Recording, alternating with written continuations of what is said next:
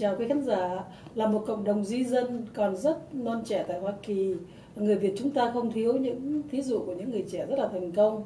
Và khi nói đến những người trẻ thành công này, chúng ta không thể không nói đến giáo sư NguyễnThanh Viet. Ông hiện là một giáo sư dạy môn Anh văn, môn nghiên cứu về Hoa Kỳ cũng như về chủng tập học tại Đại học USC. Tuy nhiên, người ta khắp nơi trên thế giới biết đến giáo sư NguyễnThanh Viet nhiều hơn sau khi ông đoạt giải văn chương Pulitzer năm 2016 với tác phẩm The Sympathizer, và vừa rồi ông đoạt giải của MacArthur Foundation, giải thưởng 650.000. Mời quý khán giả theo dõi cuộc nói chuyện của Hà Giang với giáo sư NguyễnThanh Viet tại Đại học USC. Again, thank you and for your time and congratulations to your very prestigious awards. Thank you. One of the things that our audience and our readers of Người Việt Daily News want to know most is about giáo sư NguyễnThanh Viet is who are you? Who is the man behind all of those books that they read? And can you tell us who you are?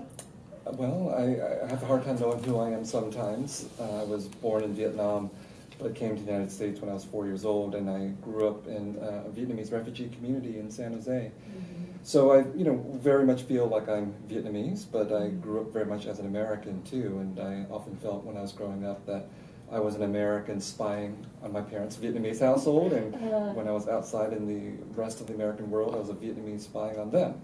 So that feeling of always being never quite at home and feeling like I was always a spy, it's not a very comfortable feeling, but I think it was good for being a writer.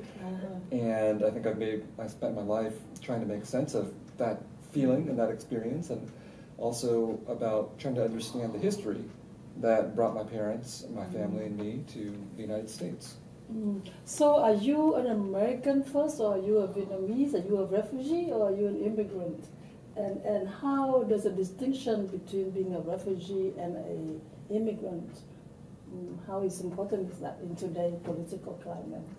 Well, I think that I have many identities, so it's always very hard for me to say I'm one thing or the other first. And I think it really depends on who I'm speaking to, what the context is. So I am a refugee, I am Vietnamese, I'm Vietnamese American, I'm American, and sometimes I just want to be a person or a human being. But here in the United States, I say I'm a Vietnamese American because it's very important to claim that identity, that we're both of those things, Vietnamese and American at the same time.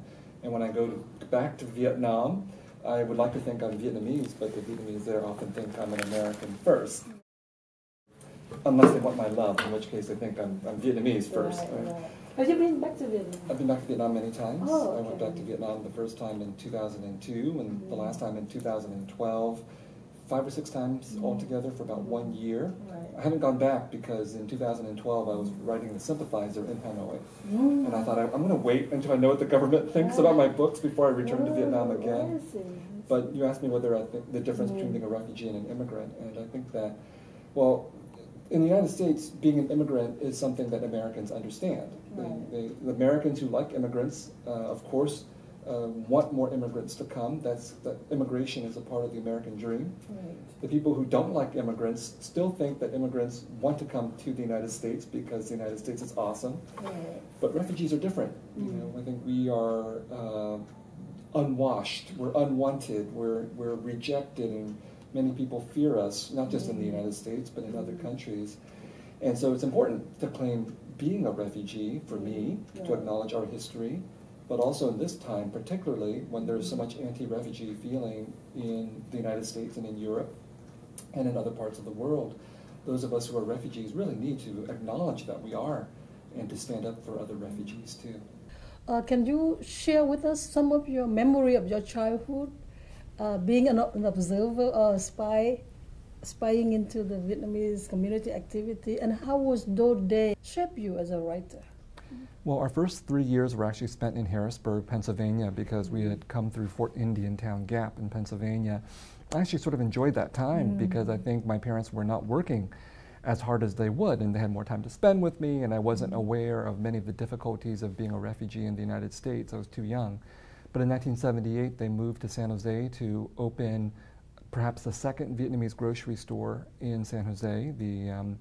the Saigon Mới mini market on East Santa Clara Street. Right. And that was when life got very hard because my parents had to work 12 to 14-hour days every day of the year, and I had to help out somewhat in the store. And from 1978 to 1988, I lived in San Jose. And that was when my parents were working in the store. And I remember this time in San Jose as being a very hard time because my parents were working so hard, but also because it was also a very violent time. My parents were shot in their store. Wow, I didn't know that. We were attacked at gunpoint in our own house. And there were many stories of Vietnamese people invading other people's homes. Right. My parents were very scared of that happening, but ironically, the guy who came into our own house was white.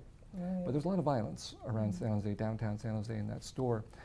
And I was also, as you said, an observer, so I knew that Vietnamese refugees were suffering a lot as a consequence of fleeing from Vietnam and losing their country and losing many people and identities and all that.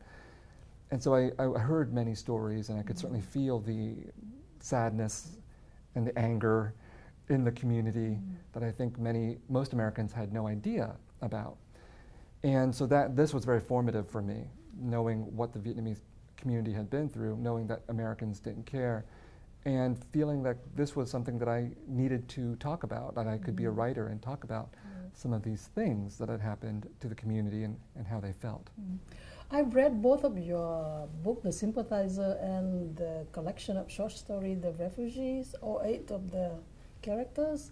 Did you write both books parallelly, one after another, and which of the collection, is the collection easier for you to write, or the spy story easier? Well, I learned how to write by writing the short stories first, and even though they're very short and they're easy to read, they were actually terribly difficult to write. It took me 20 years to write that short book. Wow. And I think it was because I was learning how to write, but I was also struggling with what it meant to write about the Vietnamese community. The title is The Refugees. It's mostly about Vietnamese refugees, but also about other people who encounter them. And I think that I wanted to try to give voice to Vietnamese people through this collection. When I started, there weren't that many books written by Vietnamese Americans about the Vietnamese refugee experience or Southern Vietnamese. By the time I finished, there were quite a few. So when it came time to write The Sympathizer, which I wrote next, I actually had a much easier time writing that book because I think I learned how to write already by writing The Refugees. And I needed the larger form of the novel. I had so many things I wanted to say. And part of the difficulty in writing short stories was trying to figure out how to squeeze all those things into very short stories. And also with The Sympathizer, a decision that I made that was very important to me was that I no longer felt like I needed to speak for Vietnamese people. I no longer felt like I needed to prove our humanity to anybody. And so The Sympathizer is a book that is written just for me, obviously with the hope that other people would like the book too.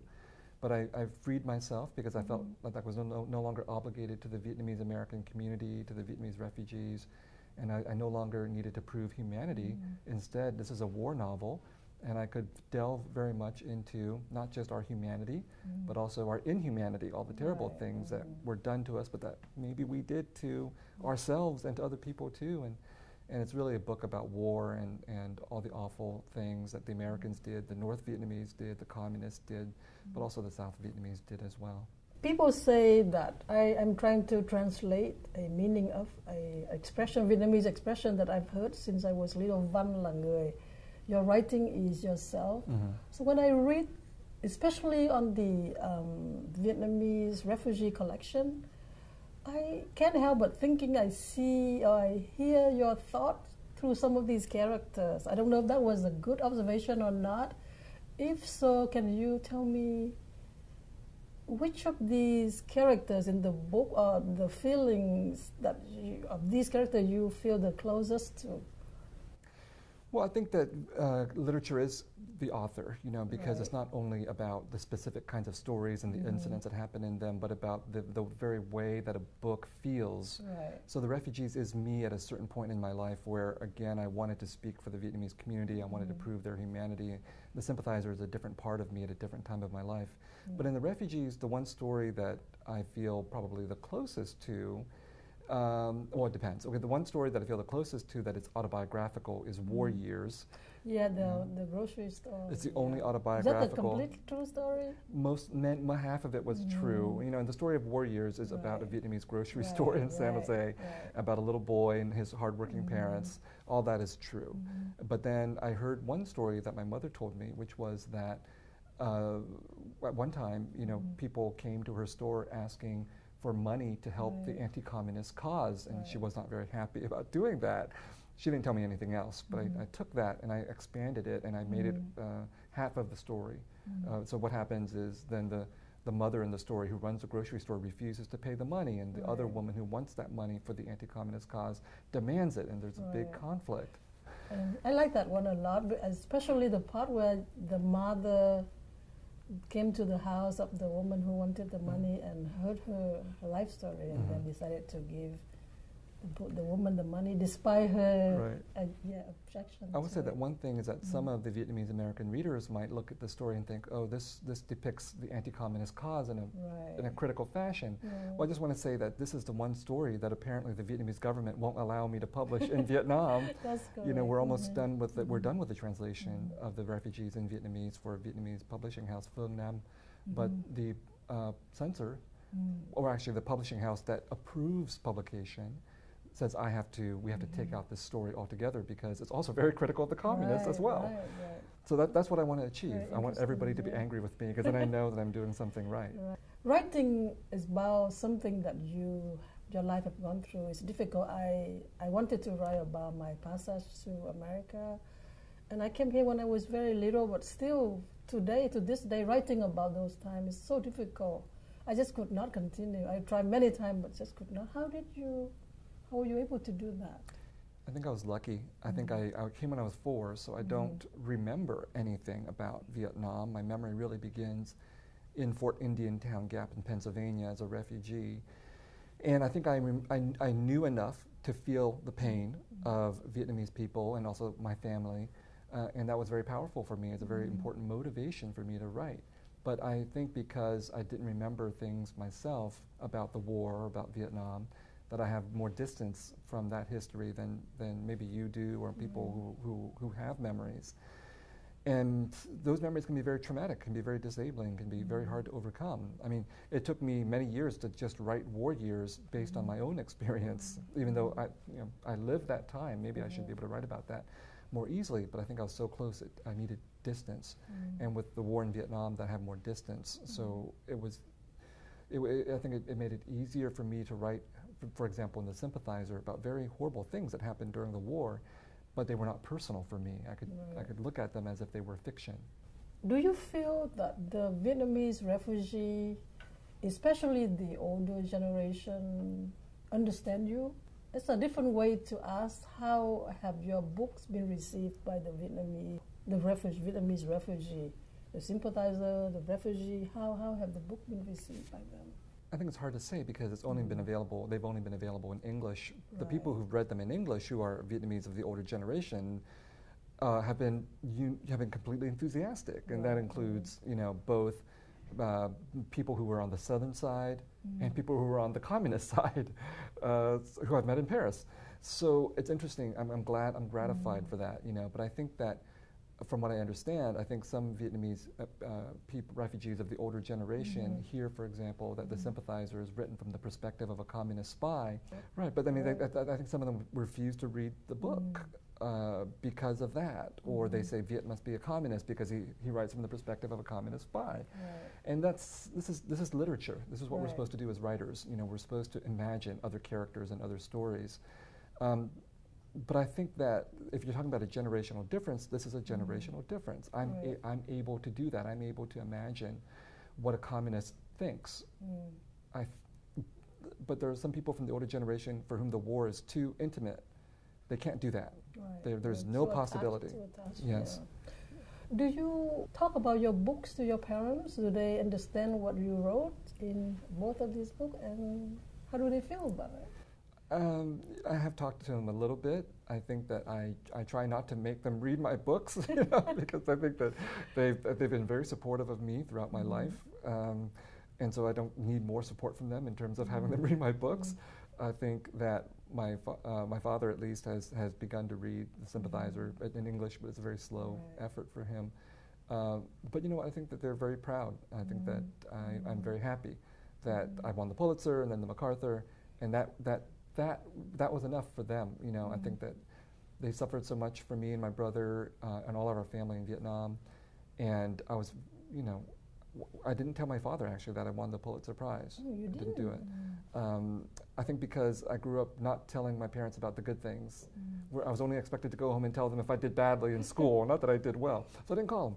So he called me on the road a couple of days after I won the Pulitzer. I was traveling, promoting the book. And he called and he said, "The relatives in Vietnam called. They say you won the Pulitzer Prize." And he was so happy. And he doesn't get very happy most of the time. And then again with the MacArthur, I didn't tell my father about that either.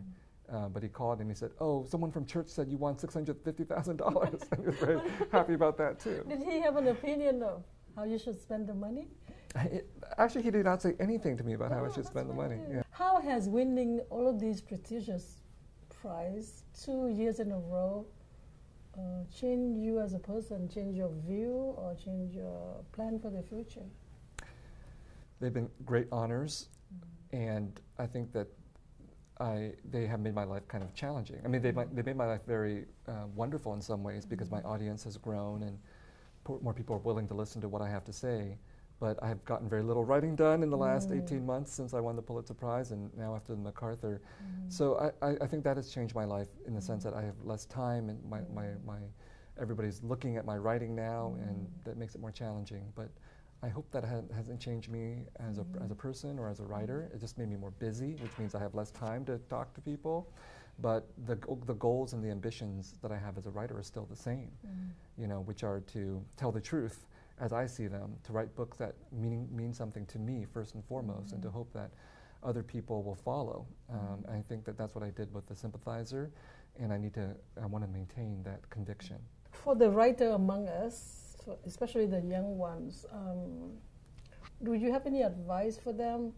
How do they know they are good enough to be a writer or to commit their life to being a writer, and what are the signs that they have to look for? Well, I tell people that if they want to be writers, don't do it. Because being a writer is basically terrible. It's a lonely hobby. It's a very lonely existence. You know, I think the writer Malcolm Gladwell says you should spend 10,000 hours to become an expert at something. And I look back on my life, I actually did count the hours. I think I really did spend 10,000 hours being a writer. And that means sitting in a room by yourself. And in California, that's really hard when it's sunshine outside and everything. By yourself, with no recognition, no reward, nobody cares. Vietnamese families especially don't care that you want to be a writer. They would tell you not to be a writer. And not just passive rejection, but active rejection will be most of your life. You send out stories for publication, you'll be rejected. And most of my life has been 95% rejection up until recently. So don't be a writer, because you can spend 10,000 hours doing anything else.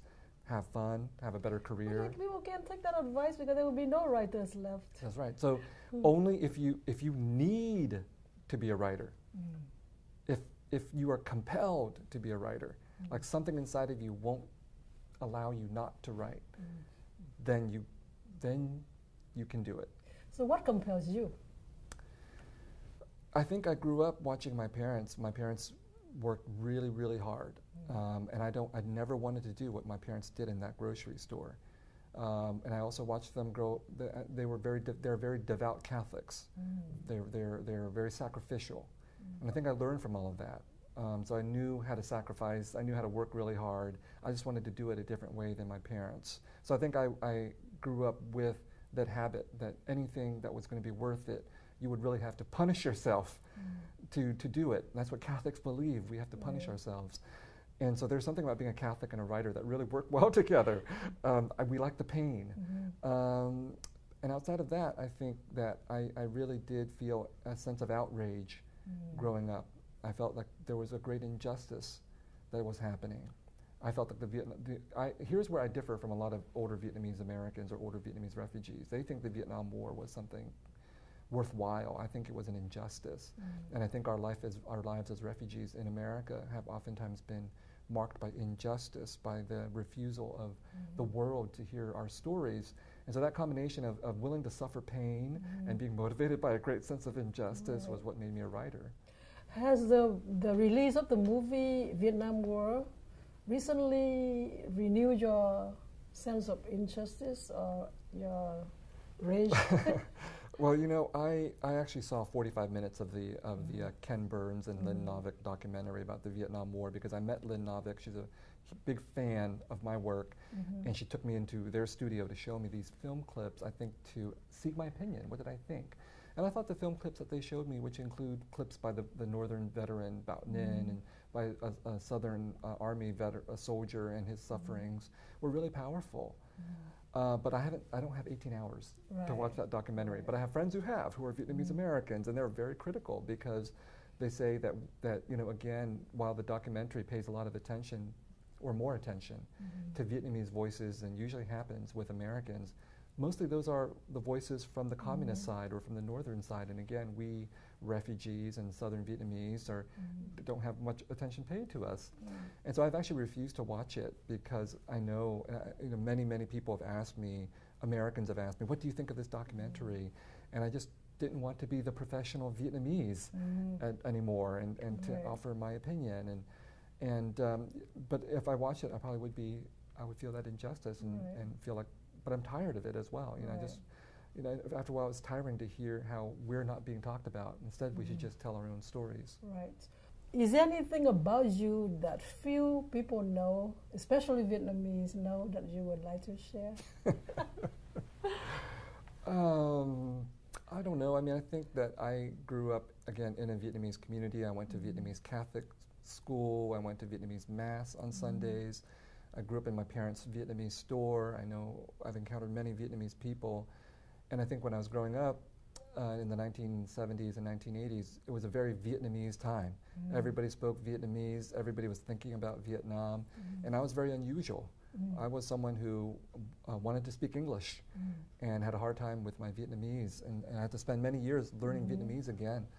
And I think that I encountered many Vietnamese people who said, Viet's not really Vietnamese. Viet's the total whitewash, she's a banana.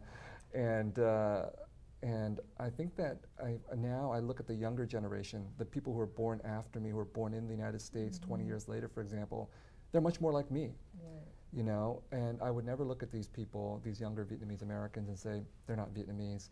I think that instead what we really need to do is recognize that now that we have left our homeland for 40 years now, and we have second and third generations born in the United States, born in France, born in Germany, and so on. We need to recognize that being Vietnamese means more than one thing.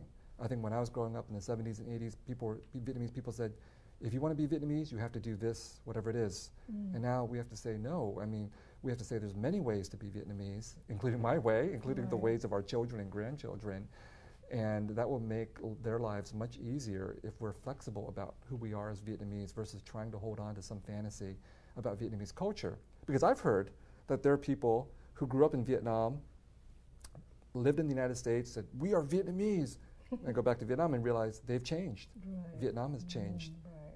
And if they're flexible about their own identities, they should be about others' identities as well. What's your favorite Vietnamese food? Bún bò Huế and bánh bột lọc. Not pho. Yeah, I like pho too, but you know, I think the Huế food is more special. It's harder to get. At the beginning of our interview, you had said that you wished or you hoped that your parents will watch the interview.